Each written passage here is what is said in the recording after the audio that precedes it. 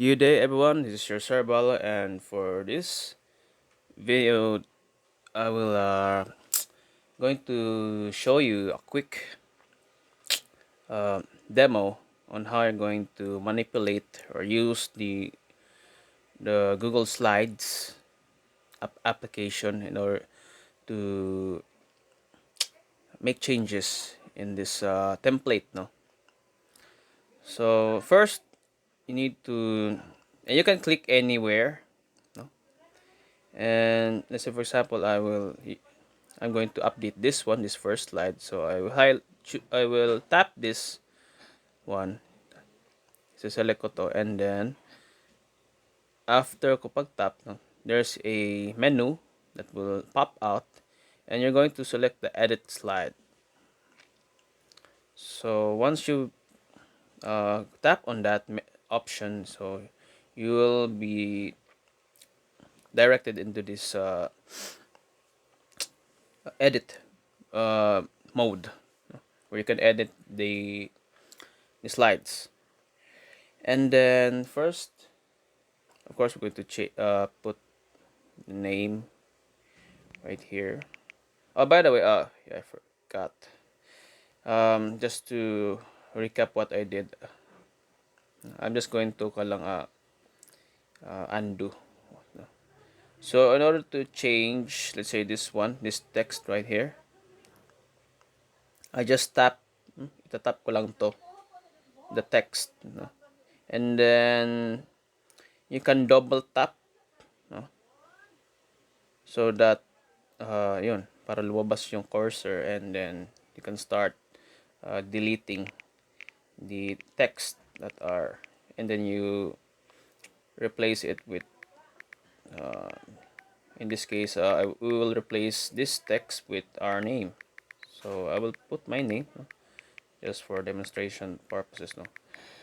So let's say I will be using my name here. Okay, so once we're done typing our name, I'm just going to, of course, tap this check button sa pinaka upper right, upper left rather. And then after that, we'll proceed with the next slide. So in this slide, this is where you're going to enter the date, and as well as the activities, and also the emojis. So we'll get to this one by one. Uh, for this demo, I'm just going to show you how to add slides for 3 days. No? Kasi ito, after slide 3, this is the reflection part. And this one here is for, you're going to duplicate this depende kung ilang days yung ilalagay mo sa journal mo. So, what you're going to do, what we're going to do first muna is to duplicate slide number 2. So, I'll just long press or long tap. And then, as you notice, nag-change yung menu sa taas. So, let me show you again. So, ito, kindly take note of the menu before and then after. So, you will know na may na-change. No? Kasi magbabago yung menu mo sa taas. So, by long pressing this slide, so yun, our menu has changed, and you have the following options. This scissor, parang cut, no? This one is for the copy, and this one is for the paste. Oh, sorry. So, yeah, since we're going to duplicate this slide, we're going to create or make 3 copies of this slide. So, I will choose this one. Itong copy na to. Copy, and then after that, I could just paste. Once I've selected or have already pressed this copy button, so pwede na. We can now paste. No? So, oops, sorry. So I will tap this paste button now. And as you notice, there's additional slide. And we're going to repeat this once more, so that we'll have a total of 3 copies of our slide. Ayan. So once we're done, we're just going to tap this exit button, this X right here, and yeah, we're going to change each of these slides according to the date. No, so the first we're going to change is the date. And let's say um, we are currently, as of this recording, we're Thursday. So I'll type Thursday, and then the date, the month rather. So we are currently at February 10 as of this recording. So yeah, and I will also put na lang, change na lang yung other slides para hindi ako malito, no? And we are Friday.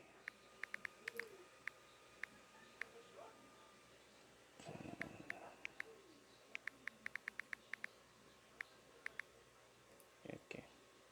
And then last slide.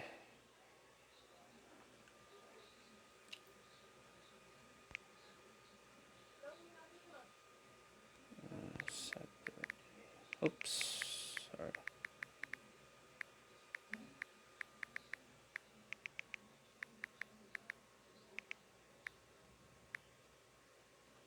Well, okay, so we're done.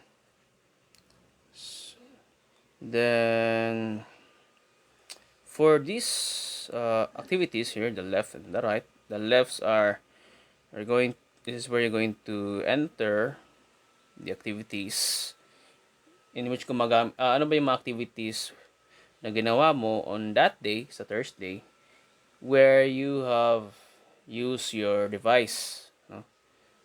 Pag sinabi activities using a screen, it refers to digital devices, no?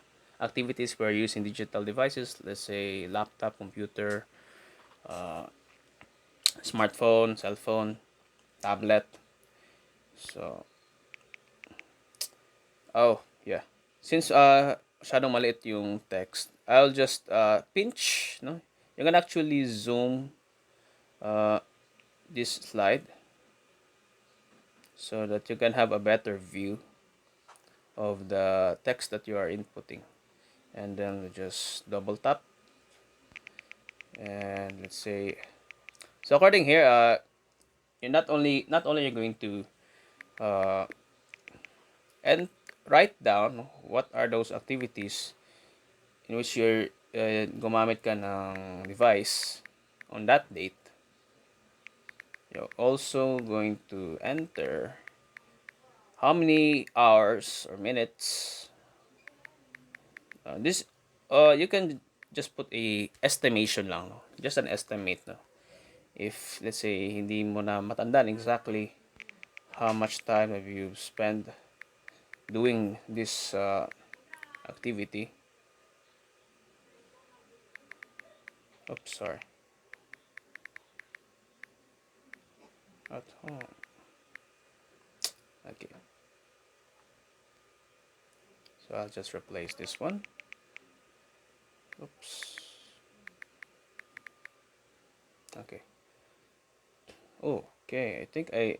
Uh, I think I accidentally moved the. Anyway, if you have any mistakes, you can still select this one. Ito nasa taas, and then may have options undo. So by tapping the undo, yan. Let me just repeat it once more. Okay. I think this is not.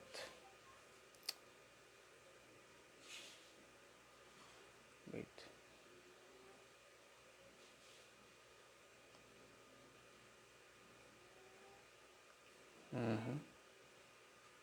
Well, never mind na lang.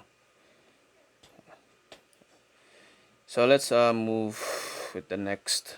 Of course, in this activities here on the right, you're going to enter or those activities na hindi ka gumamit ng technology or devices.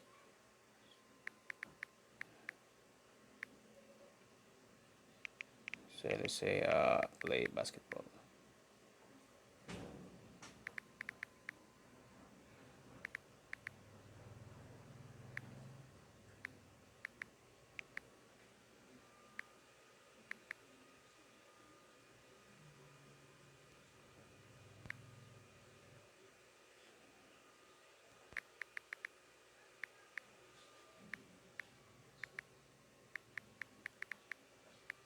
So by the way, not only going to enter lang ano yung activity na ginawa mo, you need to also specify the reason, no, bakit, why did you did such activity,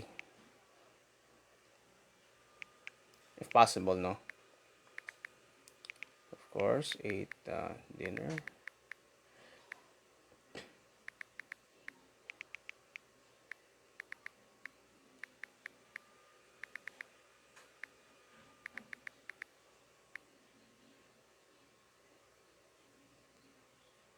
So if the activity is just less than an hour, let's say minutes lang siya, so yeah, no need to convert the time into a hour. Kung let's say 30 minutes lang yung duration ng activity na yun. So yeah. Oh, by the way, you're not only limited to 3. You can actually add more, no? And as you notice, since nakabulit na kasi to, so automatic na yan mag-add ng number on the list. So yeah.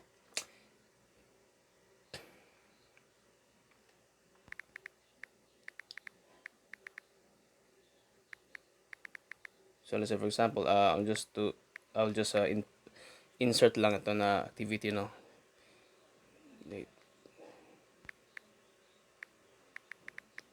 Yan. Okay. So again, you can add uh, you're not only limited to 3 activities, but you can have 4, even 5 activities. And of course, we're already done with the first day. So let's say these are the activities that in which used a device, cell phone, laptop, tablet, etc., internet, no?